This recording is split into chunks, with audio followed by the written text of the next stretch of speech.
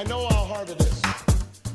It comes with little sleep, little pay, and a lot of sacrifice. There are days of disappointment, but sometimes, just sometimes, there are nights like this. A night that years from now, when we've made the changes we believe in, when more families can afford to see a doctor, when our children, when Malia and Sasha and your children inherit a planet that's a little cleaner and safer, when the world sees America differently, and America sees itself as a nation less divided and more united, you'll be able to look back with pride and say that this was the moment when it all began.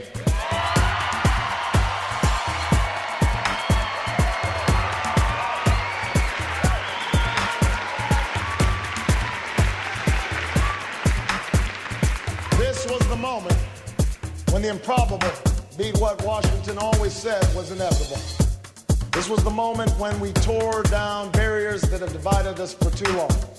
When we rallied people of all parties and ages to a common cause. When we finally gave Americans who've never participated in politics a reason to stand up and to do so.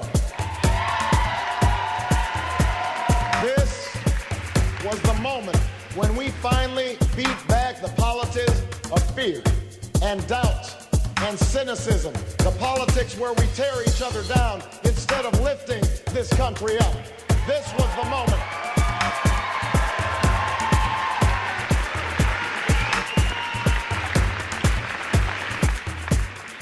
Years from now, you'll look back and you'll say that this was the moment.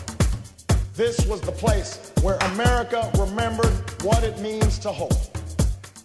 For many months we've been teased, even derided, for talking about hope. But we always knew that hope is not blind optimism. It's not ignoring the enormity of the task ahead or the roadblocks that stand in our path. It's not sitting on the sidelines or shirking from a fight.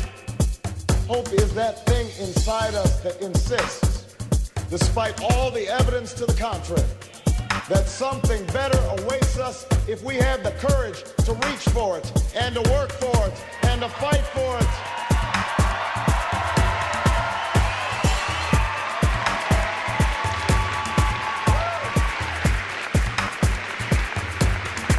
Hope is what I saw in the eyes of the young woman in Cedar Rapids who works the night shift after a full day of college and still can't afford health care for a sister who's ill. A young woman who still believes that this country will give her the chance to live out her dreams. Hope is what I heard in the voice of the New Hampshire woman who told me that she hasn't been able to breathe since her nephew left for Iraq, who still goes to bed each night praying for a safe return.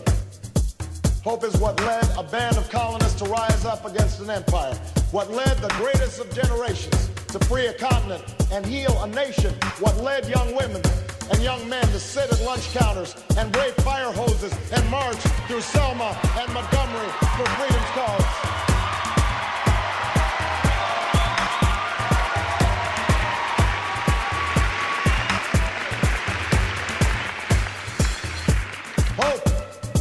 Hope is what led me here today. With a father from Kenya, a mother from Kansas, and a story that could only happen in the United States of America.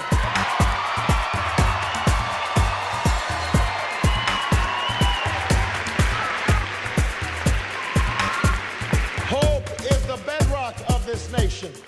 The belief that our destiny will not be written for us, but by us, by all those men and women who are not content to settle for the world as it is, who have the courage to remake the world as it should be. That is what we started here in Iowa, and that is the message we can now carry to New Hampshire and beyond. The same message we had when we were up and when we were down, the one that can change this country brick by brick, block by block, callous hand by callous hand, that together, ordinary people can do extraordinary things. Because we are not a collection of red states and blue states. We are the United States of America. And in